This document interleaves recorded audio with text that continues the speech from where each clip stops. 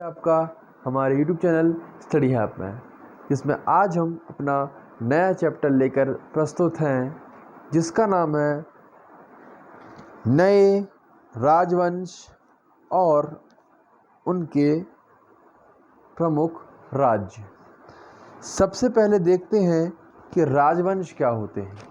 राजवंश वह होते हैं जो राजा के द्वारा जो वंशज आते हैं उन्हें हम राजवंश कहते हैं, है ना। और राज्य तो आप जानते ही हैं क्या होते हैं। तो इसमें क्या बताया है आपको, एनसीईआरटी में फ्रंट पेज पर ही इसके एक मानचित्र दिया गया होगा, मानचित्र मैप दिया गया होगा। उसमें 7वीं शताब्दी से 12वीं शताब्दी तक का जो हिस्सों में डिवाइड हुआ है वो मैप, उसके बारे में बताया गया है। अब आते हैं नए राजवंश का उदय कैसे होता है। नए राजवंश का उदय 7वीं सदी आते आते उपमहाद्वीप यानी सब कॉन्टिनेंट के विभिन्न भागों में बड़े भूस्वामी और योद्धा सरदार अस्तित्व में आ चुके थे।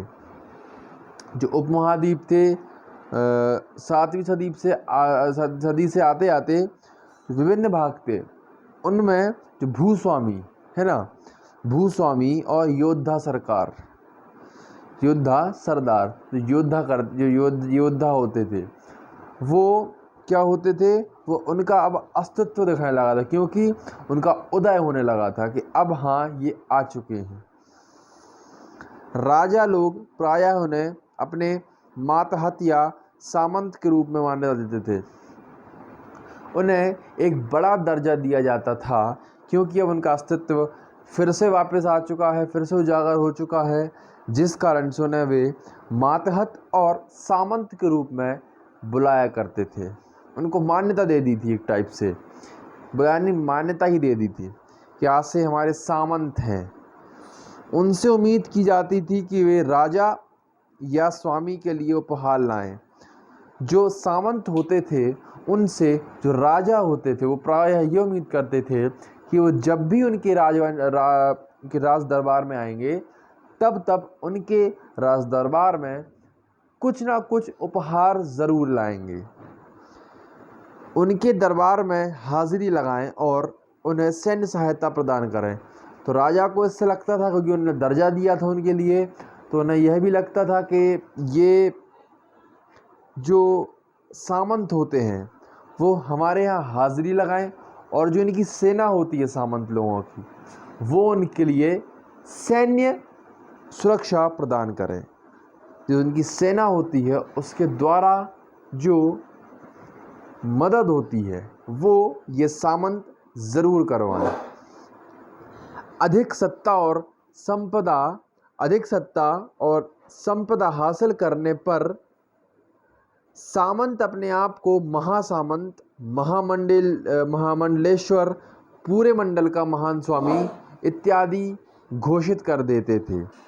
अब सामंत, उनको दर्जा मिल चुका था सामंत का, तो अब सामंत को थोड़ा सा घमंड आ गया, क्या अरे तो हमें सामंत बोला जाने लगा है, तो उनने अपने आप को मनगढ़ंत अपने आप को महासामंत, महामंडलेश्वर यानी पूरे मंडल का महान स्वामी बना दिया था, इत्यादि घोषित कर देते थे, है ना।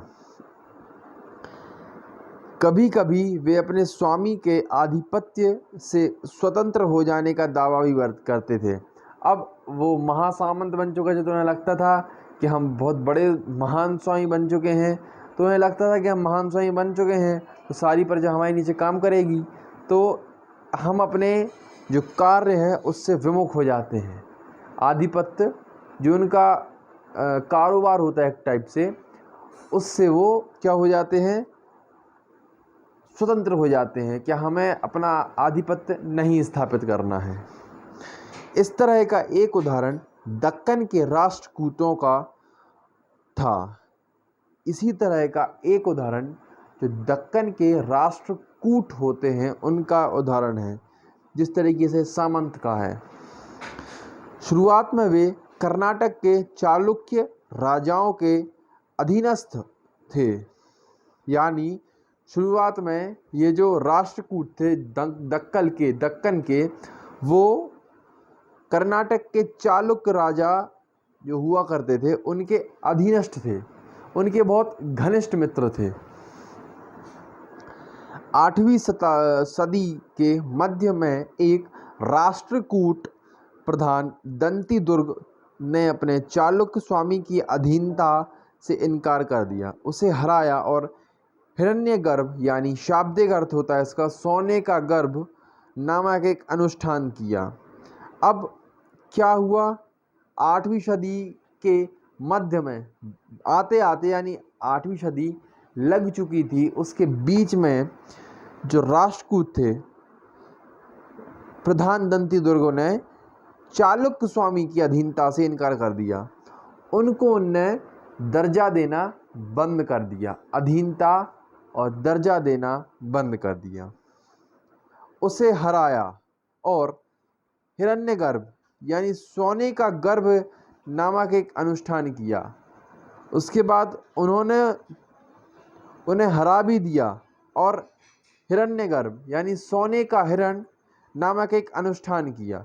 जब यह अनुष्ठान ब्राह्मणों की सहायता से संपन्न किया जाता था तो यह माना जाता था कि इससे याजक योजक जन्मना क्षत्रिय ना होते हुए भी क्षत्रिय के रूप में दोबारा क्षत्रियत्व प्राप्त कर लेगा। अब क्या हुआ था, अनुष्ठान हो गया, यह अनुष्ठान अगर अच्छा बनाना है, सफल बनाना है तो यह अनुष्ठान ब्राह्मणों के हाथ से और शोभादायी हुआ करता था, तो उन्होंने अनुष्ठान ब्राह्मणों के द्वारा करवाने के बाद संपन्न भी हो गया। उसके बाद क्या हुआ, जो योजक जन्मना और जो क्षत्रिय थे और जो क्षत्रिय नहीं भी थे उनके लिए इसका दोबारा क्षत्रियत्व प्राप्त करने का मौका मिल गया था, यानी उनको दोबारा से मौका मिल चुका था इस चीज़ का। कुछ अन्य उदाहरणों से उद्यमी परिवारों के पुरुषों ने अपनी राजशाही कायम करने के लिए सैन्य कौशल का इस्तेमाल किया। अब इन सबको देखते देखते जो राजशाही है ना, शाही घराने के राजा, उन्होंने क्या किया, वहाँ के जो पुरुष थे, पुरुष ने क्या करा, अपनी सैन्य बल या सैन्य कौशल का इस्तेमाल किया अपनी राजशाही कायम करने के लिए, बनी रहे।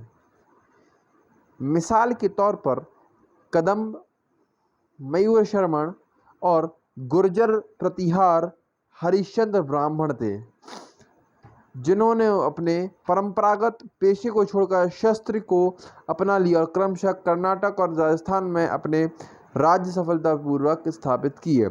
अब इनके लिए एक मिसाल बन चुकी थी।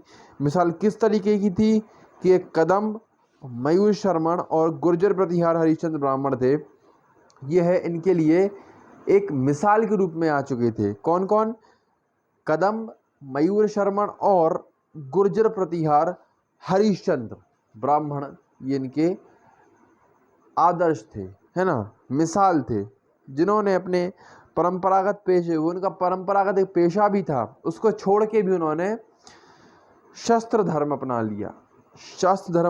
लिया और कर्नाटक और राजस्थान में अपने राज्य को सफलतापूर्वक स्थापित किया।